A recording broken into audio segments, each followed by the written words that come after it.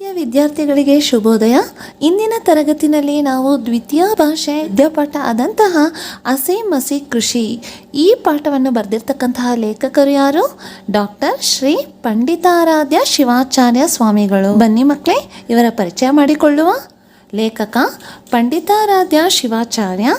ಇವರ ಕಾಲ 1951 ಹಾಗೂ ಇವರು ಜನಿಸಿರ್ತಕ್ಕಂತಹ ಸ್ಥಳವನ್ನು ನೋಡೋದಾದರೆ ಹಾವೇರಿ ಜಿಲ್ಲೆಯ ರಾಣಿಬೆನ್ನೂರು ತಾಲೂಕಿನ ಹೆಡಿಯಾಲ ಗ್ರಾಮ. ಮಕ್ಕಳೇ, ಇವರು ಸಾಣೆಹಳ್ಳಿಯಲ್ಲಿ ರಂಗಶಾಲೆಯನ್ನು ಸ್ಥಾಪಿಸಿ ಪ್ರತಿ ವರ್ಷ ರಾಷ್ಟ್ರೀಯ ನಾಟಕೋತ್ಸವ, ಶಿವಸಂಚಾರ, ವಿಚಾರ ಸಂಕಿರಣ, ವರ್ಷದ ಹರ್ಷ, ಶ್ರಾವಣ ಸಂಜೆ ಹೀಗೆ ಇತ್ಯಾದಿ ಕಾರ್ಯಕ್ರಮಗಳನ್ನು ಸಂಘಟಿಸುತ್ತಾ ಬಂದಿದ್ದಾರೆ. ಇವರು ಸುಮಾರು 60ಕ್ಕೂ ಹೆಚ್ಚು ವೈಚಾರಿಕ ಕೃತಿಗಳನ್ನು ರಚಿಸಿದ್ದಾರೆ. ಹಾಗಾಗಿ ಇವರ ಕೃತಿಗಳನ್ನು ನೋಡುವ ಬನ್ನಿ. ನಾಟಕಗಳು ಅಂತರಂಗ ಬಹಿರಂಗ, ಸ್ವಾಮಿ ವಿವೇಕಾನಂದ, ಜಂಗಮದೆಡೆಗೆ, ಅಂಕುಶ. ಇವರ ಪ್ರವಾಸ ಕಥನ ಶಿವಾನುಭವ ಹಾಗೂ ಇವರ ಪ್ರಬಂಧ ಸಂಕಲನಗಳನ್ನು ನೋಡೋದಾದರೆ ಜೀವನ ದರ್ಶನ, ಕೈದೇವಿಗೆ, ಹುಟ್ಟು ಸಾವುಗಳ ಮಧ್ಯೆ, ಸಮಾಧಿಯ ಮೇಲೆ, ಕಾಯಕ ದಾಸೋಹ, ಪ್ರಳಯ ಮುಂದೇನು, ಸುಖ ಎಲ್ಲಿದೆ, ಅರಿವಿನ ಅಂತರಾಳ, ಬಸವ ಧರ್ಮ. ಇವರ ರಂಗ ಸಾಧನೆಗೆ ಕರ್ನಾಟಕ ನಾಟಕ ಅಕಾಡೆಮಿಯ ಗೌರವ ಫೆಲೋಶಿಪ್, ಕರ್ನಾಟಕ ಸರ್ಕಾರದ ರಾಜ್ಯೋತ್ಸವ ಪ್ರಶಸ್ತಿ, ಕುವೆಂಪು ವಿಶ್ವವಿದ್ಯಾನಿಲಯ ಗೌರವ ಡಾಕ್ಟರೇಟ್ ಹಾಗೂ ಅಂತಾರಾಷ್ಟ್ರೀಯ ರೋಟರಿ ಸಂಸ್ಥೆಯು ಪಾಲ್ ಹ್ಯಾರಿಸ್ ಪ್ರಶಸ್ತಿಯನ್ನು ನೀಡಿ ಗೌರವಿಸಿದೆ. ಮಕ್ಕಳೇ, ಇವರು ರಂಗಜಂಗಮ ಎಂದು ಖ್ಯಾತರಾಗಿದ್ದಾರೆ. ಹಾಗೂ ಈ ಪ್ರಸ್ತುತ ಹಸಿ ಮಸಿ ಕೃಷಿ ಲೇಖನವನ್ನು ಅವರ ವ್ಯಕ್ತಿತ್ವ ಎಂಬ ಪ್ರಬಂಧ ಸಂಕಲನದಿಂದ ಆರಿಸಿಕೊಳ್ಳಲಾಗಿದೆ. ಬನ್ನಿ ಮಕ್ಕಳೇ, ಈಗ ಪದಗಳ ಅರ್ಥವನ್ನು ನೋಡುವ. ಸೆಕೆಂಡ್ ಮೇನ್ ಪದಗಳ ಅರ್ಥ. ಅಣೆಕಟ್ಟು. ಅಣೆಕಟ್ಟು ಅಂದರೆ ಏನು? ನದಿಗೆ ಅಡ್ಡ ಕಟ್ಟಿರುವ ಡ್ಯಾಮ್, ಜಲಾಶಯದ ತಡೆಗೋಡೆ. ಹಸಿ, ಖಡ್ಗ ಅಥವಾ ಯುದ್ಧ.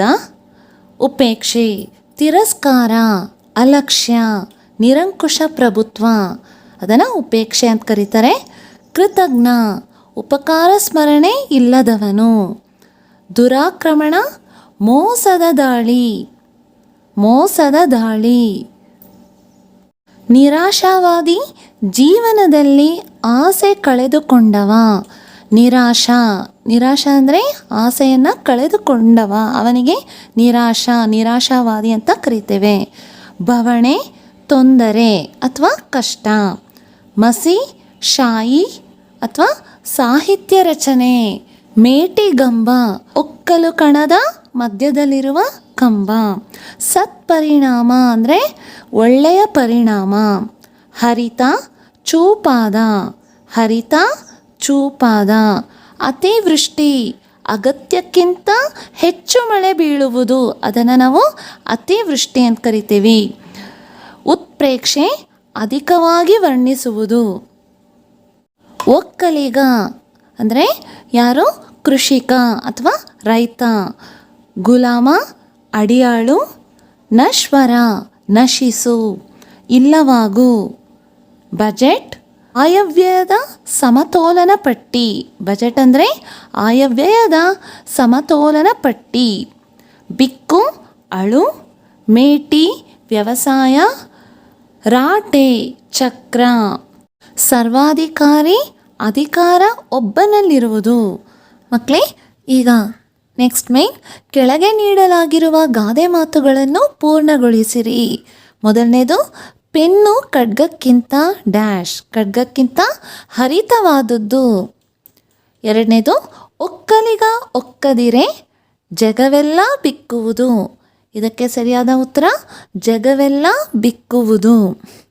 ಮೂರನೇದು, ಕೋಟಿ ವಿದ್ಯೆಗಳಲ್ಲಿ ಡ್ಯಾಶ್, ಕೋಟಿ ವಿದ್ಯೆಗಳಲ್ಲಿ ಮೇಟಿ ವಿದ್ಯೆ ಮೇಲು. ನಾಲ್ಕನೇದು, ಹಾಸಿಗೆ ಇದ್ದಷ್ಟು ಕಾಲು ಚಾಚು.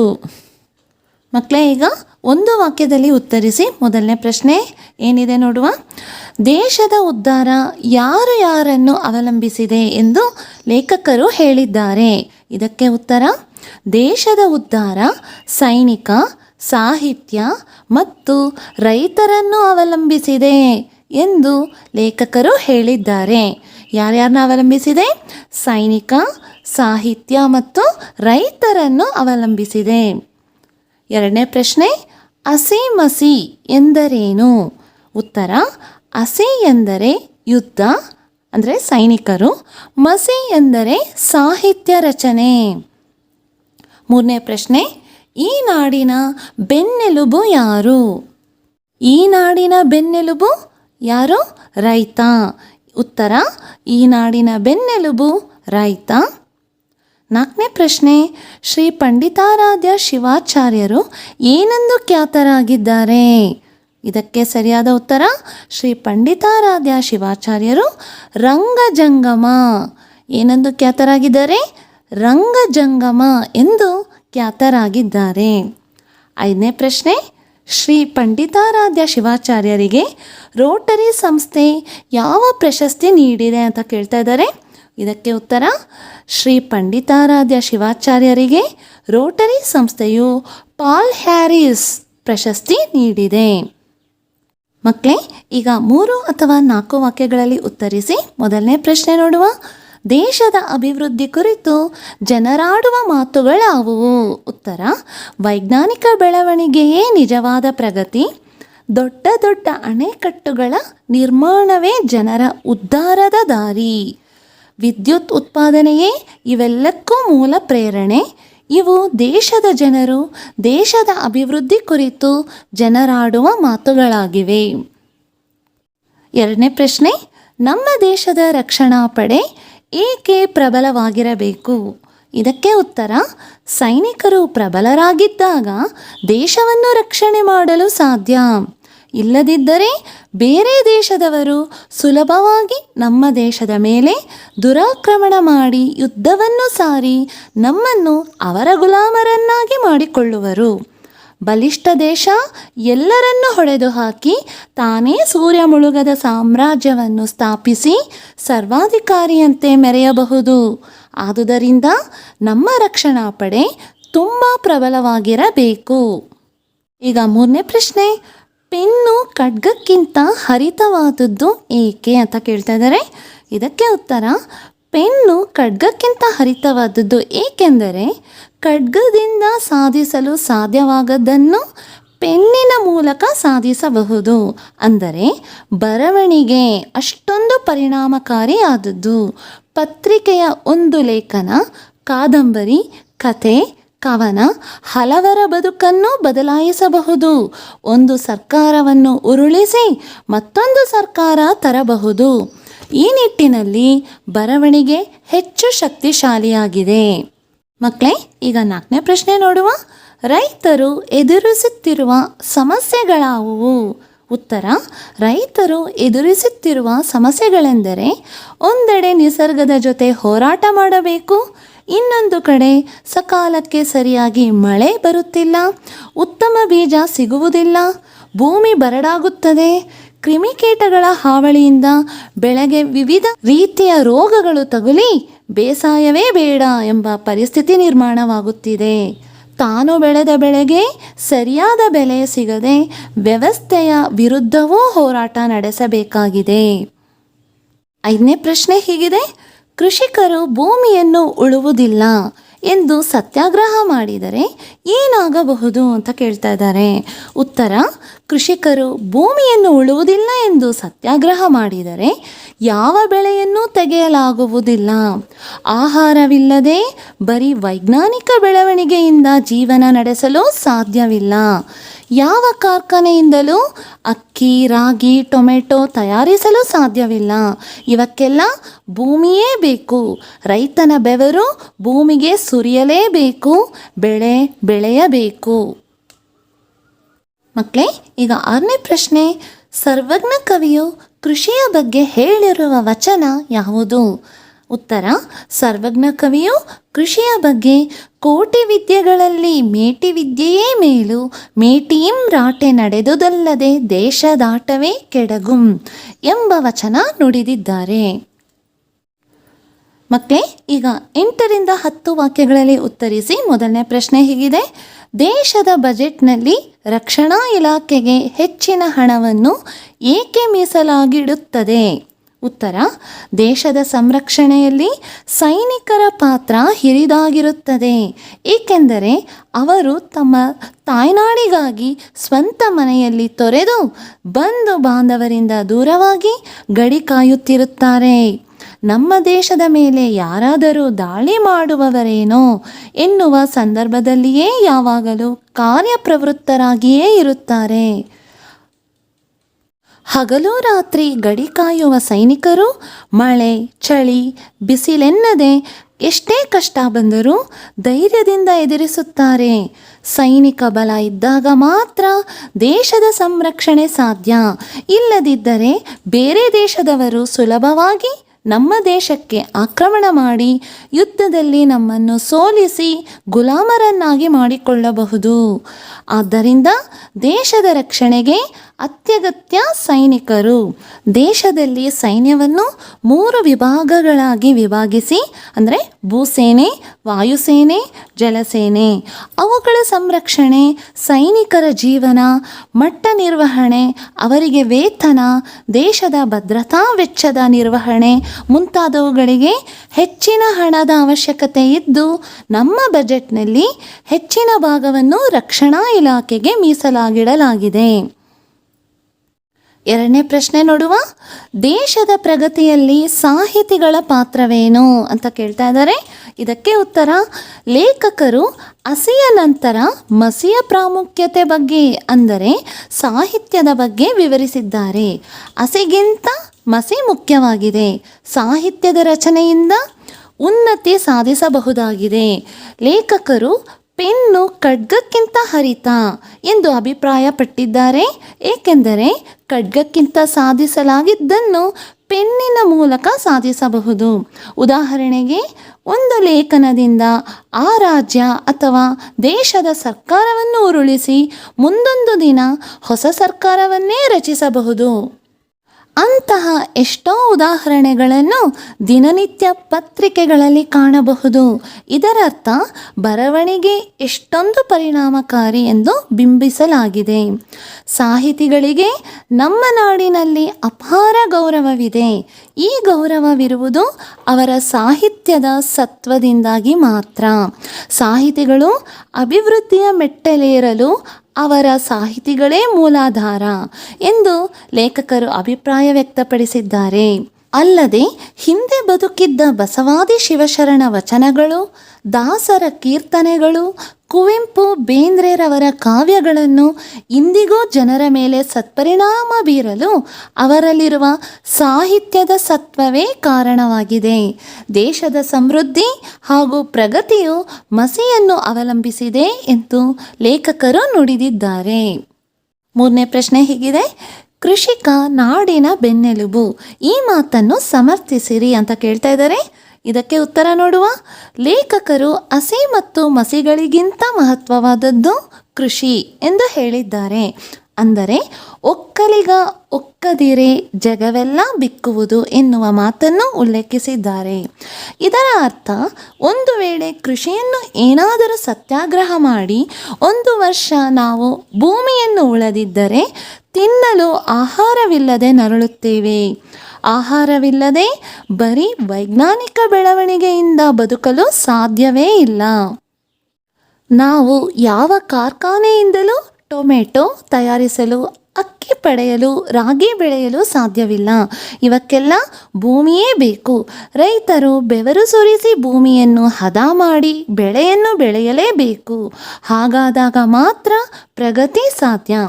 ಈ ದೇಶದ ರಾಜಕಾರಣಿಗಳು, ಅಧಿಕಾರಿಗಳು, ಬಂಡವಾಳಶಾಹಿಗಳು, ವ್ಯಾಪಾರಸ್ಥರು, ಸಾಹಿತಿಗಳು, ಸಂಶೋಧಕರು, ವಿಜ್ಞಾನಿಗಳು ಹೀಗೆ ಪ್ರತಿಯೊಬ್ಬರೂ ಬದುಕುತ್ತಿರುವುದು ಕೃಷಿಕರನ್ನು ಅವಲಂಬಿಸಿಯೇ.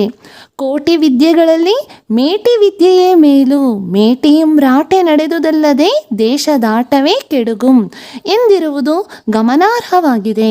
ಈ ಎಲ್ಲ ಅಂಶಗಳಿಂದ ಕೃಷಿಕನೇ ಈ ನಾಡಿನ ಬೆನ್ನೆಲುಬು ಎಂದು ತಿಳಿಯಬಹುದು. ಮಕ್ಕಳೇ, ಈಗ ನೆಕ್ಸ್ಟ್ ಮೇನ್ ಸಂದರ್ಭದೊಡನೆ ವಿವರಿಸಿ. ಮೊದಲನೇ ಸಂದರ್ಭ ನೋಡುವ. ವ್ಯವಸಾಯ ಇಲ್ಲದಿದ್ದರೆ ದೇಶದ ಆಟವೇ ನಡೆಯದು. ಇದರ ಆಯ್ಕೆ ಪ್ರಸ್ತುತ ಈ ವಾಕ್ಯವನ್ನು ಶ್ರೀ ಪಂಡಿತಾರಾಧ್ಯ ಶಿವಾಚಾರ್ಯ ಸ್ವಾಮಿಗಳು ಬರೆದಿರುವ ವ್ಯಕ್ತಿತ್ವ ಎಂಬ ಪ್ರಬಂಧ ಸಂಕಲನದಿಂದ ಆಯ್ದ ಹಸಿ ಮಸಿ ಕೃಷಿ ಎಂಬ ಗದ್ಯ ಭಾಗದಿಂದ ಆರಿಸಿಕೊಳ್ಳಲಾಗಿದೆ. ಸಂದರ್ಭ ಕೃಷಿ ಮತ್ತು ರೈತನ ಸಂಕಷ್ಟ, ಅದರ ಮಹತ್ವವನ್ನು ವಿವರಿಸಿರುವ ಸಂದರ್ಭದಲ್ಲಿ ಲೇಖಕರು ಮೇಲಿನ ಮಾತನ್ನು ಹೇಳಿದ್ದಾರೆ.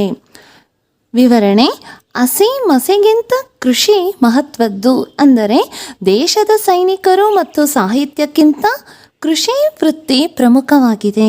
ಕೃಷಿಕರು ಭೂಮಿಯನ್ನು ಉಳುವುದಿಲ್ಲ ಎಂದು ಸತ್ಯಾಗ್ರಹ ಮಾಡಿದರೆ ಯಾವ ಬೆಳೆಯನ್ನು ತೆಗೆಯಲಾಗುವುದಿಲ್ಲ. ಆಹಾರವಿಲ್ಲದೆ ಬರೀ ವೈಜ್ಞಾನಿಕ ಬೆಳವಣಿಗೆಯಿಂದ ಜೀವನ ನಡೆಸಲು ಸಾಧ್ಯವಿಲ್ಲ. ಯಾವ ಕಾರ್ಖಾನೆಯಿಂದಲೂ ಅಕ್ಕಿ, ರಾಗಿ, ಟೊಮೆಟೊ ತಯಾರಿಸಲು ಸಾಧ್ಯವಿಲ್ಲ. ಇದಕ್ಕೆಲ್ಲ ಭೂಮಿಯೇ ಬೇಕು. ರೈತನ ಬೆವರು ಭೂಮಿಗೆ ಸುರಿಯಲೇಬೇಕು, ಬೆಳೆ ಬೆಳೆಯಲೇಬೇಕು.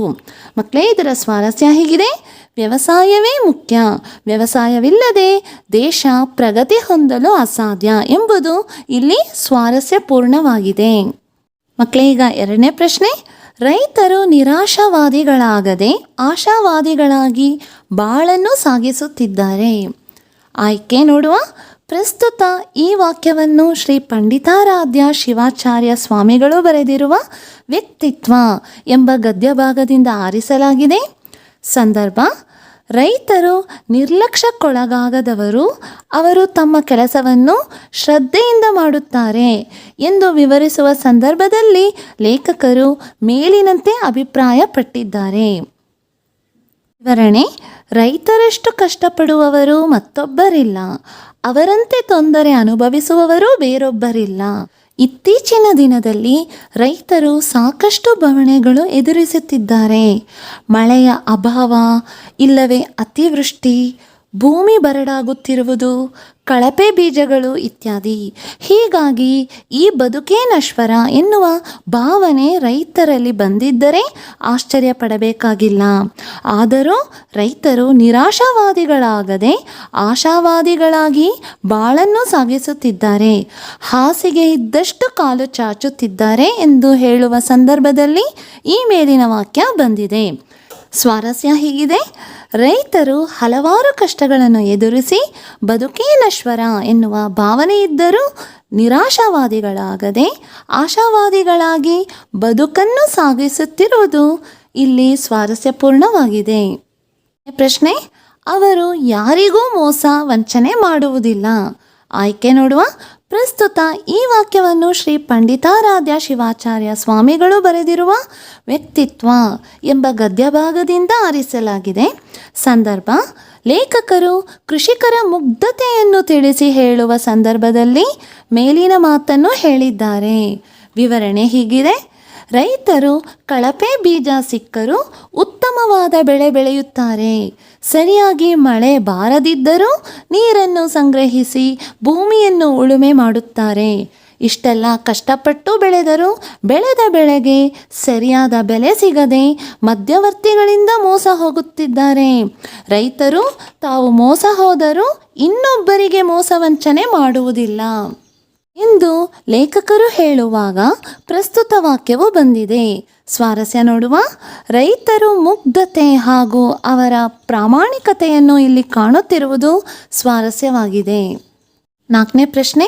ಸಾಹಿತಿಗಳು ನಾಡಿನಲ್ಲಿ ಹೆಚ್ಚಿದಷ್ಟು ಸಮಾಜವು ಪ್ರಗತಿಯ ಮೆಟ್ಟಿಲು ತುಳಿಯಲು ಸಾಧ್ಯ.